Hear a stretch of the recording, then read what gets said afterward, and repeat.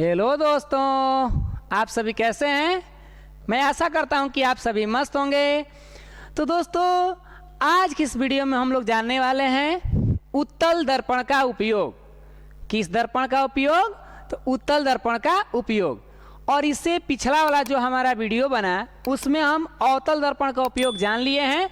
अगर आप उस वीडियो को नहीं देखे हैं तो डिस्क्रिप्शन में लिंक मिल जाएगा, प्लीज़ आप वहां से देख लें ताकि इसको समझने में और आसानी रहेगी।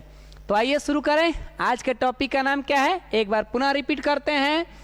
उत्तल दर्पण का उपयोग, या यूं कह सकते हैं यूज ऑफ कन्वेक्स मिरर। तो चलिए शुरुआत करते हैं।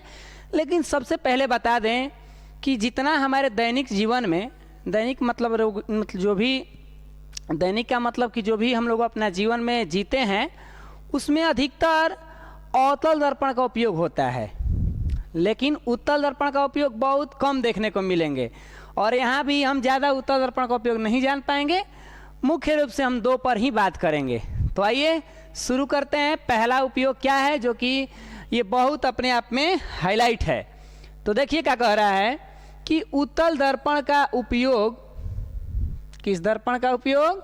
उत्तल दर्पण का उपयोग वाहनों के पश्च दृश्य। हमको बार बार ये अंग्रेजी में पूछा जाता था, साइड मिरर के रूप में किस दर्पण का उपयोग करते हैं।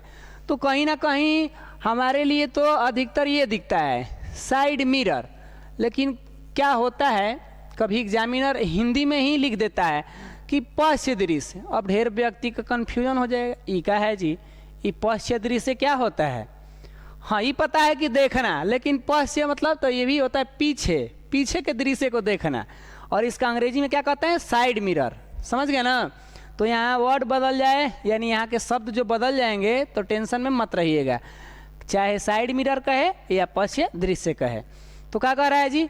उत्तल दर्पण का उपयोग वाहनों के, कौन सा, तो यही वर्ड अच्छा लगता है, साइड मिरर के रूप में किया जाता है। यहाँ तक तो मेरा एक उत्तल दर्पण का उपयोग हो गया।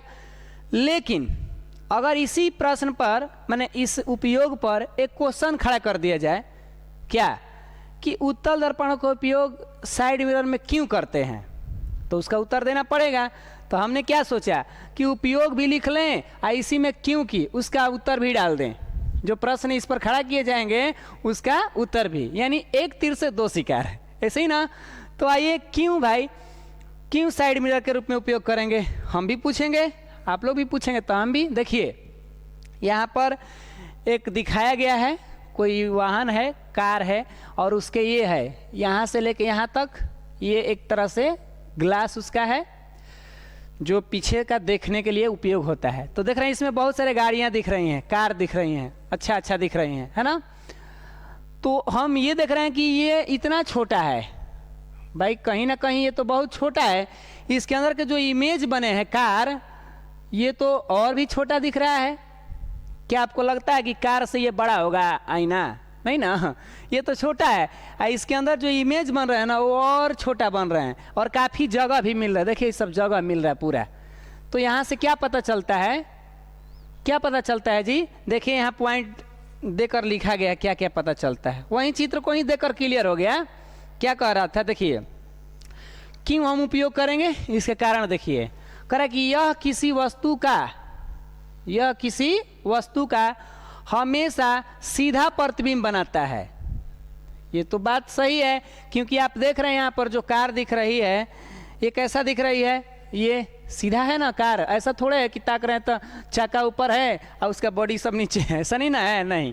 तो पहला कारण क्या था कि ये दर्पण का मुख्य काम होता है कि इमेज जो होता है वस्तु का वो एक सीधा बना देता है। इसका प्रतिबिंब कैसा बनता है? सीधा बनता है। तो ये तो हो गया, चलिए सर ठीक है। अब कारण दूसरा देखिए, कह रहा है कि चूंकि वस्तु की तुलना में प्रतिबिंब बहुत छोटा बनता है।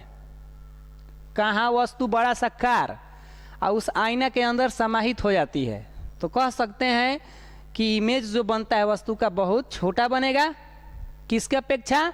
वस्तु के तुलना में छोटा बनता है। इसीलिए यह विस्तृत दृष्टि क्षेत्र बनाता है। यानी देखने के लिए एकदम विस्तार से हमारा नेत्र उसे देख पाए। इस बात को यहाँ पर किताबी लैंग्वेज में कह रहा है कि विस्तृत दृष्टि क्षेत्र बनाता है, यानी विस्तार से देखने के लिए हमें क्षेत्र बना देता है। कैसे?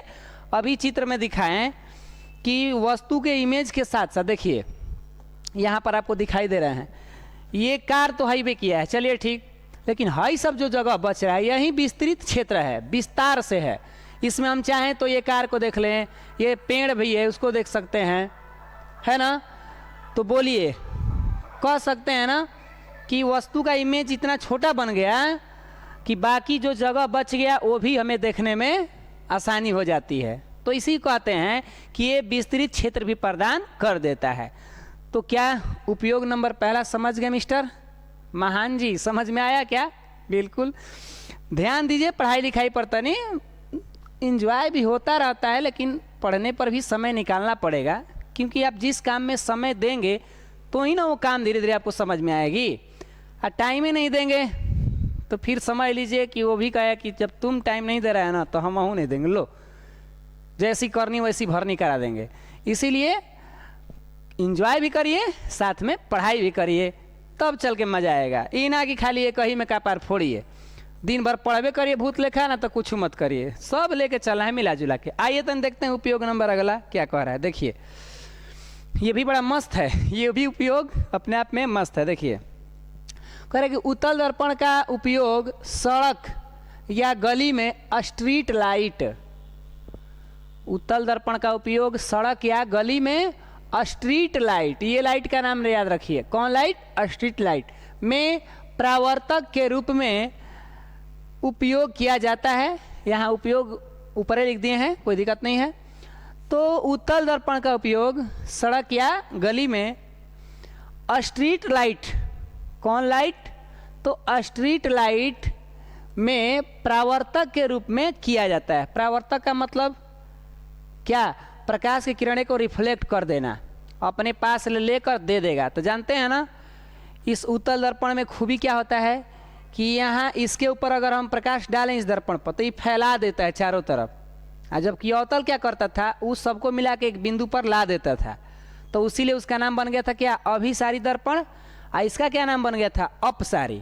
यानी हम इसको देंगे ना अगर बहुत सारा ये मिला के इसको, तो ये क्या करेगा? ये लेके फैला देगा, लो इधर ना करो। आइए देखिए यहाँ पर जस्ट इमेज में दिखाई दे रखा है, यहाँ पर क्या दिख रहा है समझिएगा। ये हमारे जो सड़क या रोड हैं इन पर ये जो लाइट लगा है ये सब दिख रहा है, यहाँ से ऐसे लगा हुआ है, ये है। और देखिए ये पूरा एकदम क्षेत्र प्रदान कर रहा है, एकदम पूरा लाइट दे रहा है, ऐसे ऐसा लगा रहता है खंभा टाइप के हमारे सड़क किनारे, जो हमारा नेशनल हाईवे होता है ना उस पर ऐसे लगा रहता है ऐसे खंभा टाइप का, और वहाँ से प्रकाश निकलेगा तो पूरा फैल जाएगा। तो इसीलिए इसका उपयोग किया गया। अगर कोई डाल देगा यहाँ पर क्या, यहाँ डाल देगा अवतल दर्पण, तो कुल प्रकाश को लेके एगो पॉइंट पे मिला देगा। अब बताइए तो हम लाइट काहे लगाए थे कि ताकि काफ़ी उजाला हो, इसी ना लाइट लगाया गया। तो ये गुण था किसमें? उत्तल दर्पण में, कि इसको प्रकाश देंगे ना तो ये परावर्तक करके पूरा फैला देगा। तो बढ़िया है भाई, इसी का तो ज़रूरत है। क्लियर? अब यहाँ पर एक और ही चित्र दिखाया गया, ये इसको क्या बोलते हैं? ये क्या है? इसका नाम, ये भी कहीं कहीं बड़े शहरों में लगा रहता है, ट्रैफिक लाइट। कौन लाइट? Traffic light. तो वही है, ये स्ट्रीट लाइट ट्रैफिक लाइट कुछ अलग है, ये भीड़ का कंट्रोल करता रहता है, और ये तो हम लोग को आने जाने के लिए रास्ता प्रदान करता है, माने अच्छा से रास्ता दिख जाए इसलिए। तो ये भी अपने आप में उत्तल दर्पण का उपयोग होता है, ये कहीं लगा रहता है देखने के लिए कि कितना भीड़ भाड़ है, क्या है, समझ गया ना।